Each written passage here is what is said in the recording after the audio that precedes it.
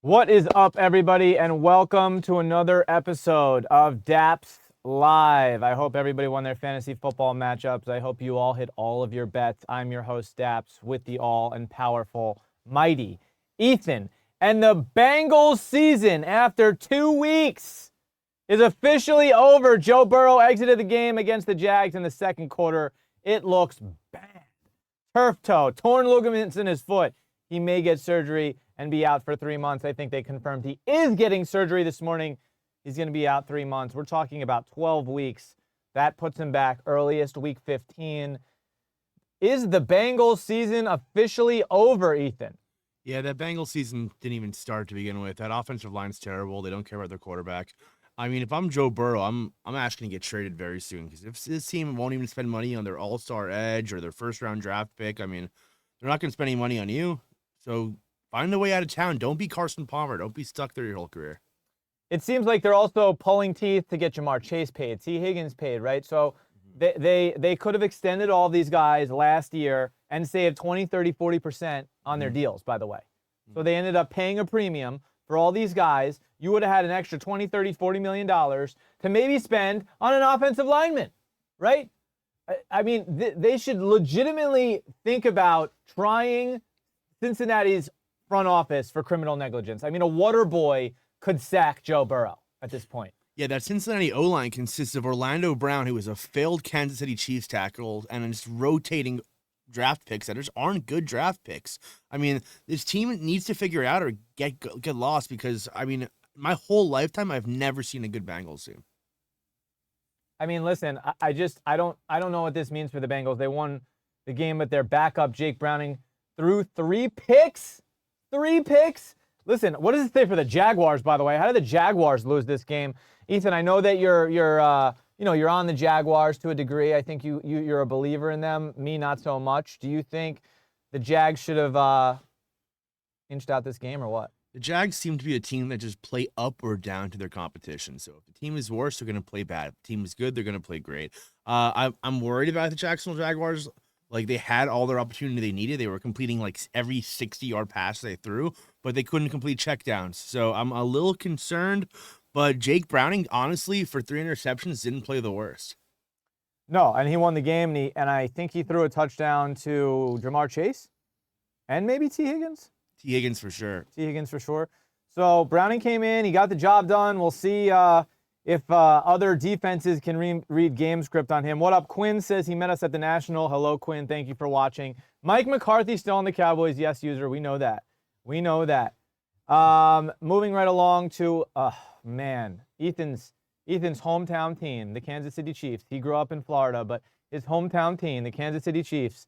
The Eagles came back into Arrowhead as favorites, and they left as favorites. These teams hate each other. This was a defensive game of football.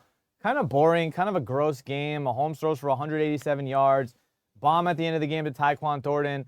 I don't know if you saw a couple plays before, Ethan, where he had him wide open and he overthrew him. So he could have scored like 2 or 3 minutes before, maybe giving them a little bit more of a chance. I mean, this is not the Chiefs-Eagles game that you would expect. I think we expect more points from the Eagles. We expect more points from the Chiefs. What do you think it is that these teams are playing this defensive brand of football in this game? I mean, both of these teams seem like they didn't put their best foot forward. It was kind of like hey, I remember you from last year, and we'll probably see you again in the future, so let's just play our boring type of football. The Eagles did nothing impressive the whole game. The Chiefs have a lack of skill position players. I mean, Kelsey drops these balls, and Hollywood Brown is inconsistent, and they're missing their top 2 guys. I think the Chiefs will figure it out. I'm not too concerned. Being 0-2 is good for them. Every time they have a bad first half of the season, they win out. So let's see the GM make some moves, bring in some more talent, because I haven't seen a big blockbuster trade in Kansas City in multiple years. Well, listen, I mean, Jalen Hurts barely threw for 100 yards, no touchdown, and 1 push tutty. You know what is interesting that I'm watching, and I think we discovered yesterday, it seems like this tush push, often the Eagles line is actually going offside, which, listen, I'm all for this play if it's done legal, but if you're going to line up like that and effectively try to get the defense to go offsides, and then your own players are going offsides, the refs should be looking for that, right? Like, you should be starting this play like, hey, listen, you better be perfect with this tush push, because if you're not, you're going to lose 5 yards. And then there's less tush pushes because the team is obviously going offsides. That's what's not fair about this play. The rest of it, if you execute this play, I'm fine with it. I don't think it should be banned. But if you're going offsides and committing a penalty in order to execute the play, what are we talking about? Yeah, this is not really a football play. This is more of a rugby play. I mean, like, if you're going to use your quarterback as a battering ram, like, it shows how much respect you have for that guy. We're lucky that Jalen Hurts hasn't hurt himself. I mean, the one time the Chiefs tried to do a tush push, if you remember, Patrick Mahomes dislocated his kneecap. So, I mean, you guys can keep doing it. You guys can keep going offsides. This could be your bread and butter for your whole next 10 years of your franchise. But honestly, the better quarterbacks will prevail and the better teams will prevail. And just having to shove your quarterback like a sack of meat is not a good football style. Yeah, Yato in the comments says both teams are kind of offsides if you look at it. And listen, this is why maybe there's speculation on why this should be banned, right? Because if both teams are committing penalties on the play before it starts, then yes, it should be banned consistently. But I also think that why can't the refs just police it properly instead of everybody getting so excited to block this play? Like, figure it out. Figure out how to slow the play down and make sure it gets executed normally. I mean, it's really hard to see the ball when there's 4 300-pound men hurled as close as can be and leveraging in front of it to a direct handoff. So it's like, it's kind of impossible to monitor unless you have a crazy good angle that, honestly, the refs can't even get to. Also, Fat Manga, I know you're asking about tats. You can join us in any of our streams, Dappz Sports on both TikTok, but also check us out on Whatnot. Download that app, and we will be ripping Don Russ Hobby all day today. It's 2 days early of release day. Mahomes needs his receivers back, all right? He obviously lost Tyreek a couple years ago, which was his Randy Moss, okay? Then he gets Rashee Rice, who looks like, the second coming of Jesus. Rashee Rice is just, he can't be behind the wheel. I think he needs a personal driver. And then Xavier Worthy gets trucked by Travis Kelce. And to add insult to injury, Travis Kelce, who used to be like the touchdown magnet, is dropping balls. Well, you know what, Ethan? I'm curious as to what your take on this is. Do you think Mahomes threw a bad ball, or do you think Kelce's got to catch that? I mean, I've been watching Kelce play since 2013. That guy drops a lot of balls. This is not a new thing. Kelce's hands aren't for sure. Like, he does drop balls. So did Tyreek Hill. I mean, Tyreek Hill probably led the league in drop balls when he was on the Chiefs. So dropping the balls coming from Pat because he throws them so hard, it's not that bad. But, at this point in time, like, you've been playing with Mahomes for... It just seemed like Mahomes kind of like, he snapped through it. Yeah. It was a little low. Kelce reaches. And if that's a little bit tighter in, even if it is low, it's a little bit easier. But the fact that Kelce had to go like this, hits his arm, boom, and then, that I believe is the play that lost him the game. He should have caught the ball, but I mean, I'm not surprised he dropped it. Also, how frustrating are the Eagles? They kind of like barely squeaked this win out against the Cowboys last week, right? Then they play the Chiefs, who they kind of should dominate because the Chiefs are playing so poorly. And the Eagles don't dominate. They're not dominating in the air. They're not throwing at Devontae. They're not throwing at AJ. Saquon hasn't had that like breakout game yet. Sirianni, it looks like he's crying every single game. I mean, I know it's week 2, but are they not the best team, but the hardest to beat in the league? No, I mean, they're if you look at that roster, they're a very talented team. They have so many good players. The problem is their quarterback is a running back, and that's why they're not blowing teams out. But, why go full blast? Like, you don't need to go full blast week 1 and 2. They'll win the games later in the season that are important. Okay, moving right along to the next segment, Ethan. Why do we keep these boring-ass teams in prime time? All right? I mean, if you saw this schedule, all these teams average 20 points a game. They take half an hour to score. Why do we have to watch these horrible teams in prime time? I mean, listen, this week, you know what the game is? Bills-Dolphins. Who wants to watch that on Thursday night?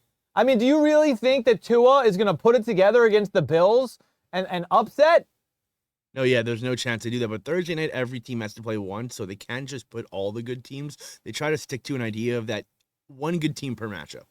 The following week, we have the Cardinals versus the Seahawks, which is going to be, I don't know, maybe Sam Darnold, division rival against Kyler Murray. Maybe that will end up being a good game. San Fran versus L.A., years ago, should be a good game. Stafford versus Purdy, like 2 good teams. But if Purdy's hurt, that game's going to suck. Eagles versus Giants. I mean, these divisional matchups are actually kind of fun. The Giants are going to play the Eagles hard. They might be 0-5 by that point. Bengals, Steelers. Again, this is supposed to be Aaron Rodgers versus Joe Burrow. So I don't know if we have to fault the NFL for this, because some of these matchups on paper are like, we're talking about Tua versus Josh Allen. We're talking about Sam Darnold versus Kyler Murray. We're talking about Joe Burrow versus Aaron Rodgers, right? Russell versus Jalen Hurts, Stafford versus Purdy, and it's just not shaking out like that. Broncos, Raiders, and then the week after Patriots, Jets. Those are two of the worst matchups I've seen. I mean, I'm seeing the Dolphins on 2 Thursday nights. I'm seeing the Jets on Thursday night. Like, these are just like really gross games. The Bills games they're throwing up are horrible. The Bears versus the Eagles, week 13. This is not my favorite schedule for Thursday Night Football. And by the way, fans have been critical of Thursday Night Football for a long time, and this is not looking like the year that's going to break that cycle. Yeah, I don't even know where to watch the games anymore. Every single game that comes on, I got to figure out what channel I have to watch it on. It's very confusing. I really wish that every game was shown on the same channel so I know what channel to pay for, but now they want me to pay for Red Zone, Amazon, Peacock. It's just crazy. I can't even get a football game anymore. It's absolutely ridiculous. Moving along to our other favorite sport, boxing. Terence Crawford is better than Floyd Mayweather? Is that what we're saying now? Because listen, this guy just beat Canelo, right? Who is, I think widely agreed the best boxer for the last 10 years since Floyd has retired is Canelo, right? Everybody would agree with that, pound for pound. He's been the best boxer. Terence Crawford comes in, absolutely dominates him. It wasn't even close. He beat him by unanimous decision. And also, Terence Crawford has never lost. And he went up to middleweight, which is not even his weight class, to beat him. So he's now the undisputed super middleweight champion of the world, the first in the 4-belt era to be undisputed champ in 3 weight classes. Ethan, how good is Terence Crawford? Terence is electric. I mean, like, that performance the other day was not what a lot of people expected. I think, like, to beat Canelo in that fashion is, like, kind of unheard of. No one really ever comes in and walks down these undefeated guys just completely. It has to do with Dana White allowing this matchup to happen. We wouldn't have ever seen this fight if he wasn't there. So good for Terence. I wouldn't put him as the best. I still think people like Gervonta Davis are still up there. But what's his name? The Tyson Fury should still be up there. But I don't know. Boxing is kind of a dead sport. Yeah, and I think the reason boxing is a dead sport and so many people are over it is because the best boxers don't box against each other, right? And the reason for that is all these promotions, they protect their guys. And the reason they protect their guys is to make sure that they have this perfect record, which is only perfect because your boxer is fighting inferior opponents, right? So what I would love to see is imagine like a 12-week tournament, right? Where like a March Madness for boxing every year, or however, maybe it's every other year, whatever it is, where the top 20 or the top 30 ranked boxers come in, they have to square off. Maybe it's not 12 rounds, maybe it's 6 rounds, right? You fight for 6 rounds, and then you're gonna have another match 6 weeks later, right? Or whatever the timeline is where you can, box without, and also considering safety, so to speak, right? So that would force all the best boxers to get in the ring with each other, figure it out, now prove to us who the best boxer is by fighting the top 20 ranked boxers. Yeah, we should do a Royal Rumble style. Put them all in the ring together at one time, make it a 16 free-for-all, and it would be a lot more fun. Just punch people in the back of the head. Honestly, at this point, boxing is not that hard. I mean, it's like you just got to stand there and run away. Let's go adapt boxing into a better style, because the UFC is just head and shoulders way more fun to watch, way more interesting, way more competitive, better promoted talent. better, and also the best fighters fight each other. Yeah, exactly. Right? So what we've seen in UFC since it came along in the mid-90s is that there were runs. There were the Anderson Silvas and the GSPs, and I mean, even Conor had his little run. Khabib had his little run. John Jones, right? Where like there's obviously generational fighters, but for the most part, in the last couple of years, there's not one guy who's like Islam maybe has been dominating his John, right? But like it doesn't happen as often as it used to, where a guy goes on a 2, 3, 4 year run.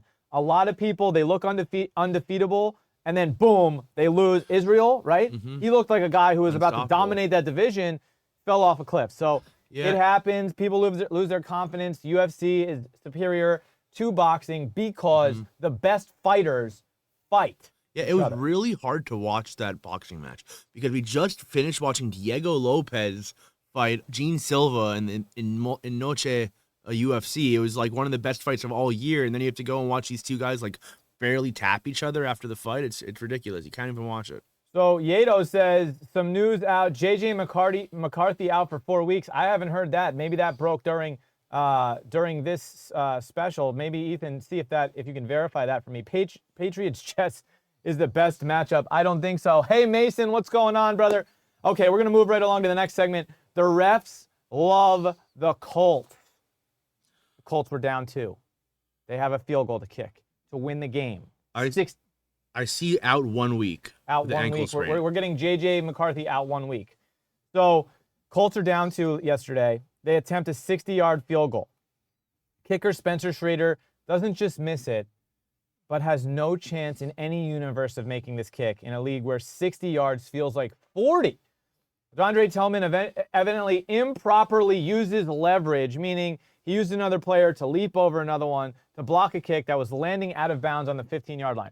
So this penalty gets called, which is just, this is such a shame because this is the ref really making a decision that isn't fair. If this kick had a chance, okay, I get it. It doesn't. I get it. They call it in real time.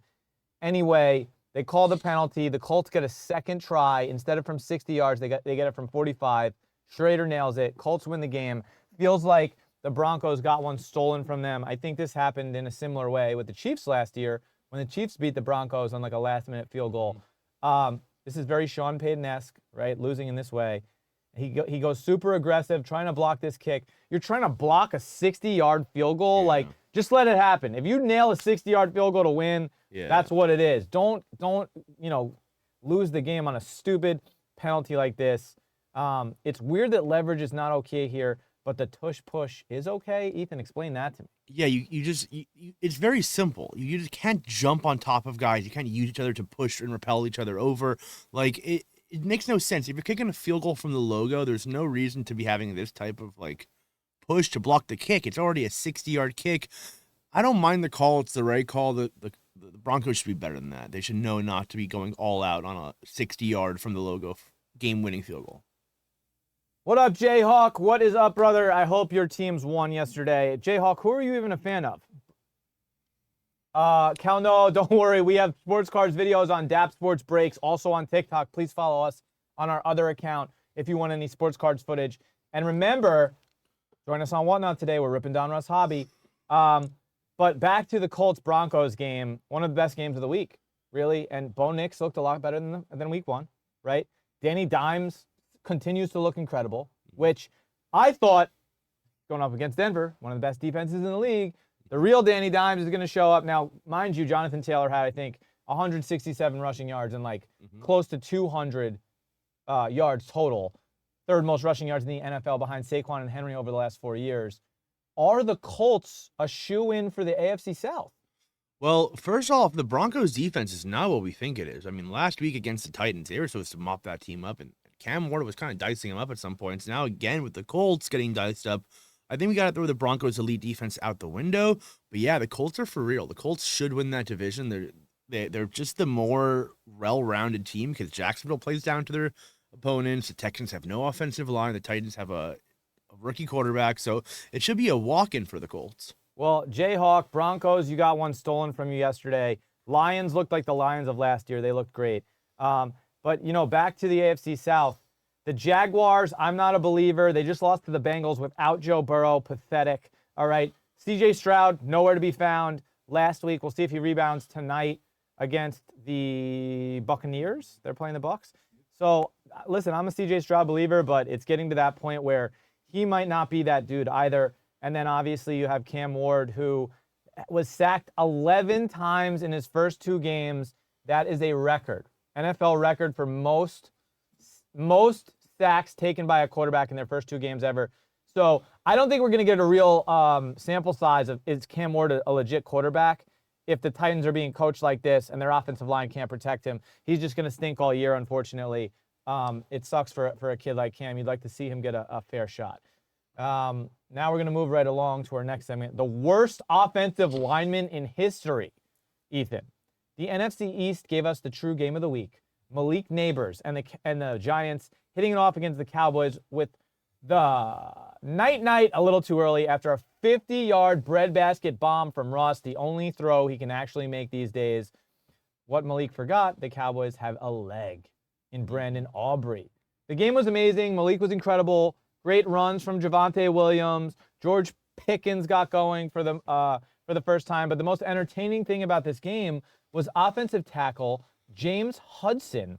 First drive of the game, he is called for 4 penalties in 6 snaps. Ethan, watch this windmill punch by James Houston. Or excuse me, on James Houston.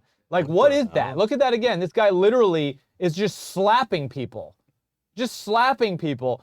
And by the way, the Giants, like, they didn't dominate this game, but they were in control for a good amount of the game, came back when they needed to. Russ played the game of his life, so to speak, in terms of yardage, throws the pick at the end to lose the game, which was pretty disappointing. And by the way, Russ marches down the field. He only had to kick a field goal, and he ends up throwing that interception. Brian Daboll almost had a heart attack on the sidelines, and he ends up benching their offensive tackle, James Hudson. So what do you think about the Giants, Ethan? Was that punch called a penalty? Oh, yeah. Okay, sure. good. Was he ejected from the game for that? No. I think open hand. I don't know. I don't know where the Giants had this game. Like, it was in the bag at 4 different moments. The Cowboys fucking suck. Like, the Giants could have easily won that game, and in classic Giants fashion, they just blow it. I mean, 25 seconds to just stop them from getting to field goal territory. Like, what else were they trying to do there? I just don't get it. I don't like either of these teams, and I hope I don't have to watch this matchup when they come around in a couple weeks. Well, you're going to have to watch the Giants more because they're going to be on Thursday Night Football with the Eagles. But it's really wild. Giants and Cowboys, and you don't want to say after 2 weeks that any team is completely out of it, but one of these teams had to go 0-2. If the Cowboys went 0-2, I think it's America's sweetheart story because everybody hates the Cowboys and hates Cowboys fans. I don't know if you saw this guy with the Iron Man mask. It's absolutely ridiculous. The Iron Man Cowboys mask. If you haven't seen it, you'll see it today. I'm sure it's on ESPN. Unfortunate for Russ because everybody's already like, Russ stinks. Get him out. Jackson Dart, bring him in. Dude cooks for over 450 passing yards. He was throwing bombs. Throwing bombs. Right. I mean, he looked like he was having fun out there. He looked like Seattle Russ. That's who he looked like. Yeah, well, Malik Neighbors is I mean, bro, it's like close your eyes and throw it up, yeah, dude. I think he dropped like double, tripled. 40 points he had for me. Yeah, it was disgusting. So I was having a great time in fantasy yesterday, but a lot of people weren't. And Russell Wilson, it's a shame. Dak did a good job, though. Dak did a good job leading his team down the field, using his weapons, CD and Pickens. And Javonte Williams is kind of looking like, he might be a 20-point or 15-point floor guy in fantasy, scores more touchdowns. The Cowboys love to run the ball. We're going to move over to more teams that suck. My New York Jets.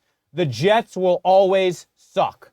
The Jets lose by 20 at home to the Bills. They could not do anything. They could not move the ball. They could not get a first down. Justin Fields dissects the lauded Steelers defense last week. This week, 3 of 11 for 27 yards and a concussion. Breece Hall looked like the best running back in the league last week. This week, 10 for 29 yards. No touchdowns. We really liked them at 6.5. Why did we like them, Ethan? I mean, yeah, like first week they looked good. I mean, the Bills are that guy now. I'm not going to doubt the Bills anymore because they just dominated on defense, and I didn't think they had a defense. So, yeah, it's more about the Bills being good than the Jets being bad. I'd have to disagree. I don't think the Bills' defense is that good. I think the Jets are that bad. The Jets looked great. They looked lost this week. I don't know how you don't call. Listen, you have Justin Fields, right? You can easily design a play-action rollout that's really designed for Justin Fields to run the ball, right? So he fakes the handoff, Ethan, and then he's going to run for, even if he gets 5 or 6 yards, that's momentum, right? With a guy like that, Justin Fields is pretty quick. That opens up the pass. They don't do that. They try to play this conservative offense, which was the complete opposite of what they played last week. Really, really pathetic outing by the Jets. May I say that's what I expected. And, Jets fans, I should have known earlier in the day, they're going, oh, it feels like a game that we could steal, upset Central. We're going to beat the Bills. They don't have Ed Oliver. It's like, if they didn't have Josh Allen, if the Bills started Mitch Trubisky, I would say the Jets and the Bills would be on the same playing field, right? But if they have Josh Allen and any other starters missing, Josh Allen's going to cook you. Yeah, you saw Josh Allen break his nose and run to the sideline and get it set back into place and come back He next took drive. 2 plays off Yeah, and then lit the Jets crazy. up He's for another 20 points. I mean, James Cook also shredded the Jets defense. Like, they couldn't tackle. They're supposed to be one of the best defenses in the league. They've let up 30 points to the Steelers, who lost to the Seahawks, right? And they've let up 30 points to Josh Allen, which, not to say is surprising, but, I mean, come on, dude. Come on. All right, guys. Again, the New York Jets, it's difficult to root for them. I don't think they're going anywhere. I think Justin Fields is now hurt. Tyrod Taylor might come in. We'll see what happens there. Not really looking forward to that either. Guys, remember, we will have another episode of the Cookbook tonight. All right, if you want to know what we're gambling on, remember, Texans versus the Bucks. We got the Chargers versus the Raiders in Vegas. That should be fun. All right, we have the Cookbook, which is Mondays, and we have another episode Thursday. We also have General Managers, which is going to be tomorrow, our fantasy football show. Remember, if you don't know who to start or sit next week, we're going to discuss it. We're going to discuss it on this show, but more in depth on that. Please go to YouTube, subscribe to Dappz Sports on YouTube, like all of our videos, and remember, if you comment on our video up or down every week, Ethan and I discuss sports cards. We do a weekly sports card giveaway. Please enjoy the show. This is Dappz Live. We will be back on tomorrow at 12 p.m. and every single day, live on TikTok. Co-host Ethan, I am Dappz. We are out.